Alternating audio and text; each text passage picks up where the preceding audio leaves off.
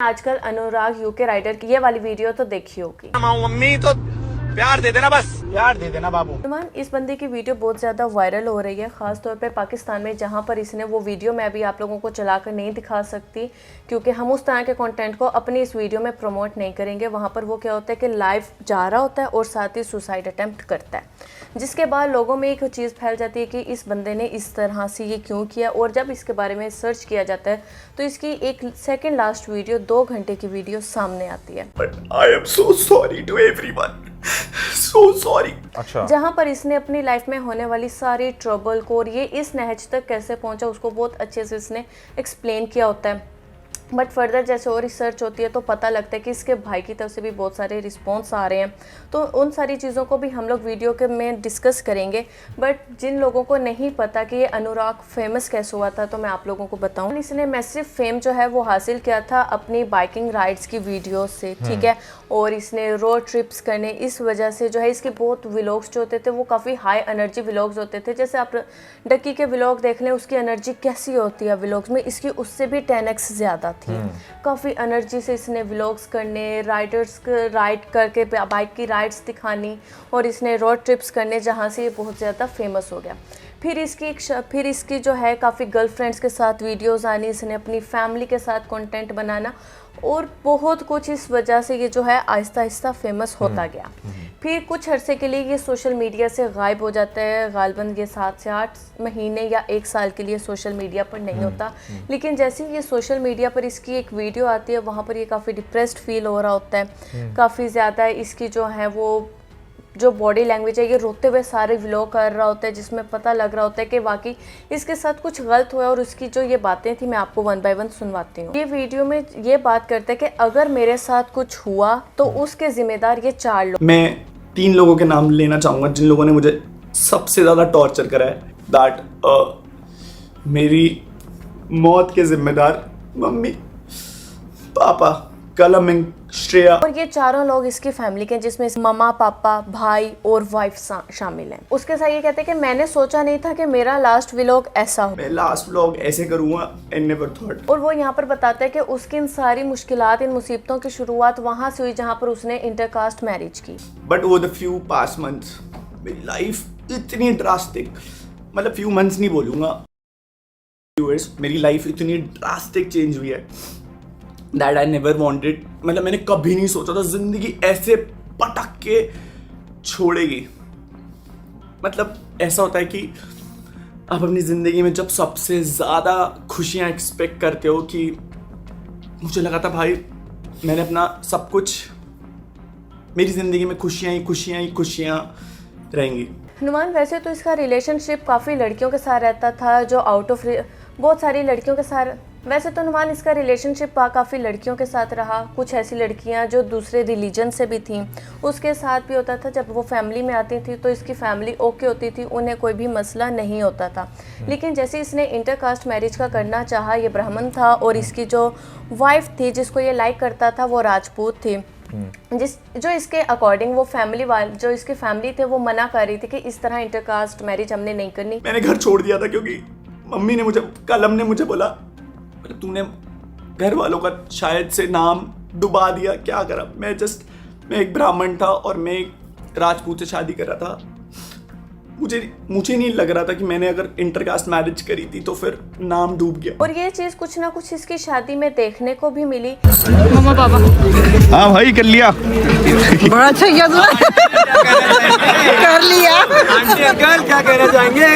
नहीं कर लिया। जहाँ पे इसका, यहाँ पे आप मम्मी का बिहेवियर जो है वो थोड़ा सा फील कर सकते हैं कि कितना रूड है। और इन्हीं सारी चीज़ों के बारे में वो यहाँ पर बात भी कर रहा है।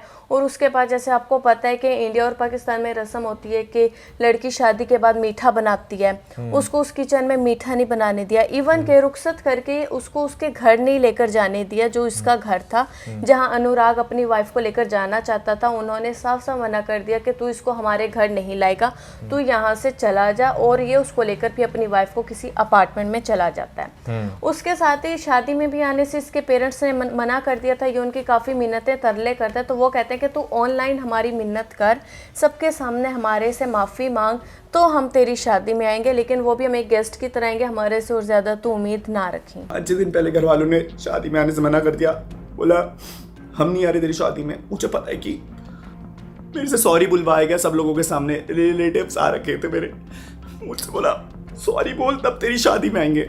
इस लेवल पर टॉर्चर करा कि तेरी शादी अब मतलब आएंगे तो हम लोग शादी में, बट हम लोग तेरी शादी में शायद वो खुश नहीं रख, ना तुझे खुश रहने देंगे ना हम दिखाएंगे कि हम खुश हैं, क्योंकि तेरे को शायद यूट्यूब पे बहुत डैमेज आएगा। बताते वो साथी कहता है कि अब आंसू भी जो हैं वो रो रो के मेरे ख़त्म हो गए, मेरे पास और कुछ नहीं है बताने लायक कि मैं क्या करूं और कैसे फीलिंग एलिमिनेट करूं। आंसू भी खत्म हो चुके, इतना रो लिया। ये जो घर था या जो भी इसके पास गाड़ियां थी, इसने यूट्यूब कर करके ये सब कुछ बनाया था, और ये अपने पेरेंट्स के ऊपर ये ब्लेम भी लगाता है, और इसका जो एक भाई है उसके ऊपर भी ये ब्लेम करता है कि भाई इसने जो है इन लोगों ने मुझसे मेरा ये सब कुछ ले लिया और मुझे बेदखल कर दिया इन सब से। सुनो, मैंने बोला ये घर मेरा है, मैंने बनाया, तो इस घर पे तेरा कोई हक नहीं। शायद मेरा उस घर पे हक था मम्मा, मैं आपकी औलाद था, मैं आपकी औलाद था। आई नो मैं अच्छा लड़का नहीं बन पाया, बट मैं आपकी औलाद था।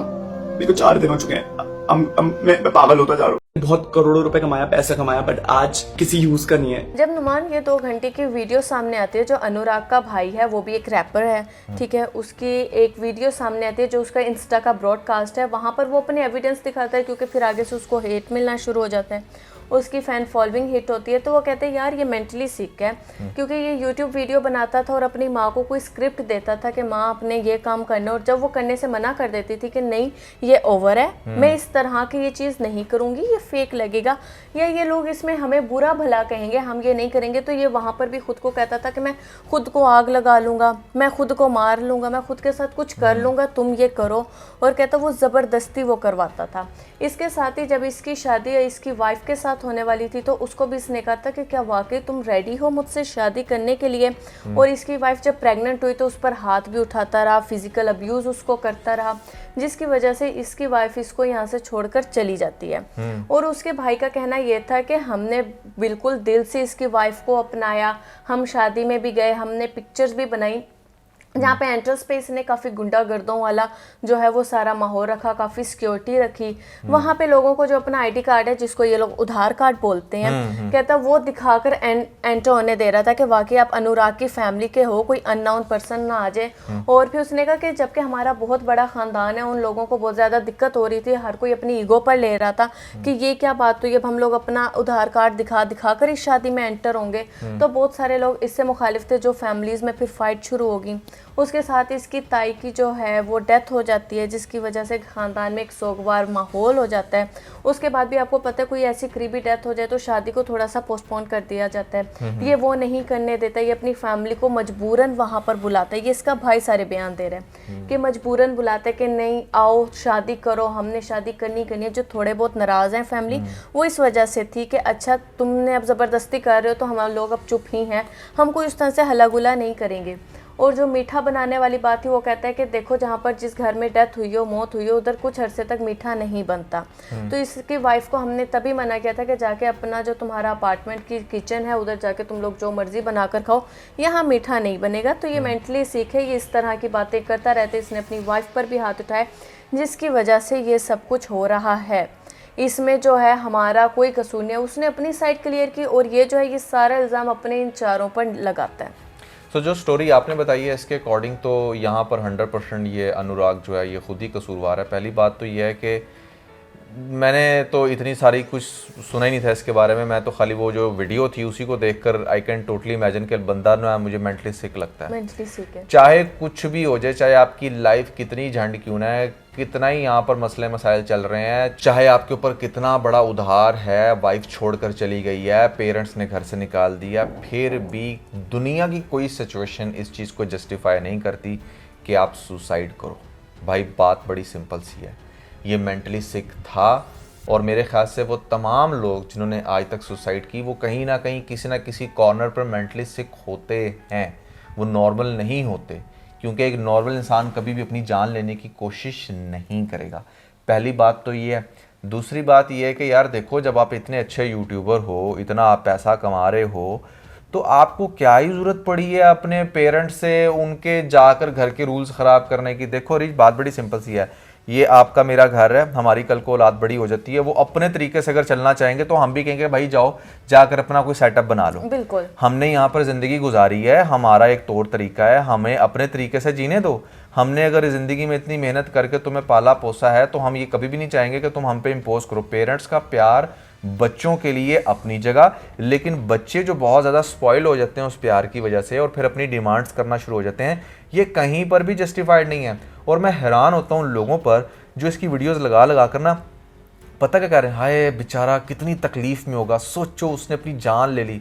अरे अक्ल के अंधो, किसी भी सेंस में जान लेना जो है ना वो जस्टिफाइड नहीं है, ये खुद ही पागल ये था। काहिली है, क्योंकि ये बात आप लोगों ने सुनी होगी कि भाई एक दफ़ा की मुश्किल होती है लेकिन बाद में सारी आसानियाँ हो जाती हैं। एक दफ़ा अपनी जान ले लो, उस टाइम मुश्किल लगता है लेकिन बाद में आसानी होती है। लेकिन उससे ज़्यादा ना आसान काम यह है कि एक दफ़ा मुश्किल से जो आपके सामने सारी टेंशन है, परेशानी, आप उनको फेस करो एक दफ़ा मुश्किल से और अपनी लाइफ को आसान बनाओ। एक दफ़ा वो वाकई फील होगा, लेकिन जितनी फिर आसान ज़िंदगी हो जाएगी उससे भी बढ़कर कुछ नहीं होता। असल में ये जो लोग सुसाइड करते हैं ना, इनको ऐसा लगता है कि अच्छा, ख़ास तौर पे जो किसी का नाम लेकर कर रहे होते हैं कि अच्छा मैं ज़िंदगी में तो साबित नहीं कर सका कि हाँ वो अगला बंदा गलत है, तो चलो जब मैं अपनी जान पर खेलूंगा ना तो फिर उसकी ज़िंदगी अजाब ज़रूर बनेगी, बन जाएगी। तो ये एक बड़ी ही कोई चीप हरकत होती है। मैं इसको कैसे बोलूँ कि आप अपनी जान गंवा कर बाद में, अब आप मुझे बताएं अगर ये वाकई मर जाता तो इस टाइम इसके पेरेंट्स तो सारे जेल में होते और इन्वेस्टिगेशंस चल रही होती। अब वो बेचारे कहाँ कहाँ क्या क्या चीज़ें प्रूफ करते, क्योंकि हमारे तो कानून भी ऐसे ही हैं, बस वो यही देखते हैं, वन गो में जाते हैं बस। अच्छा उसने अपनी जान ले ली, ओए होए होए, लगता है उसने बहुत ही कुछ गलत कर दिया होगा इसके साथ।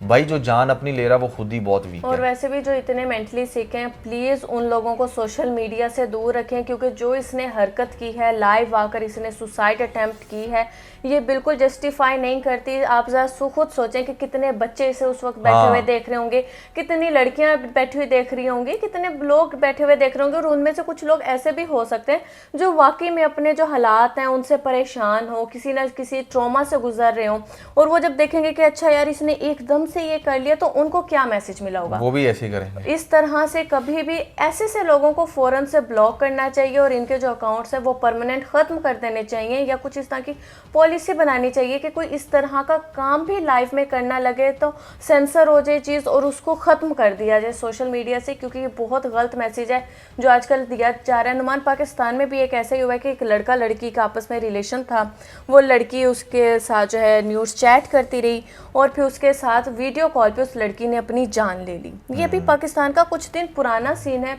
तो ये जो चीज़ है ये काफ़ी ज़्यादा आम हो रही है। कोई जो है वीडियो कॉल पे अपनी जान ले रहा है, कोई लाइव में आकर अपनी जान ले रहा है, कोई लाइव में आकर अपनी वाइफ को डिवोर्स दे रहा है। तो ये जो सारा कुछ है ना, ये सोशल मीडिया का अनुमान बहुत गलत इस्तेमाल हो रहा है। मेरे ख्याल से इसमें सोशल मीडिया प्लेटफॉर्म्स को भी चाहिए कि स्टेप इन करें और वो इस तरह के अकाउंट्स को फ़ौरन से बैन कर दें, क्योंकि उनके पास तो ये अथॉरिटी है ना। जब वो ये देखें कि अच्छा कोई बंदा इस तरीके से आकर ये हरकत कर रहा है तो उसको दोबारा भी सोशल मीडिया पर वेलकम ना करें, पहली बात। और दूसरी बात, आवाम की भी रिस्पॉन्सिबिलिटी है कि ऐसे लोगों को मत फॉलो करें। अब वो आकर चाहे 1000 जस्टिफिकेशन दे, लेकिन जो उसने किया है ना वो कभी भी कोई नॉर्मल इंसान नहीं करेगा। लिहाजा आप लोगों को भी चाहिए कि आप ऐसे लोगों को अवॉइड। यार that was everything about this video. We believe कि आपने इससे काफ़ी कुछ सीखा होगा। Never forget to like and share, और इसके साथ ही अपना बहुत सारा ख्याल रखें। खुदा हाफ़िज़।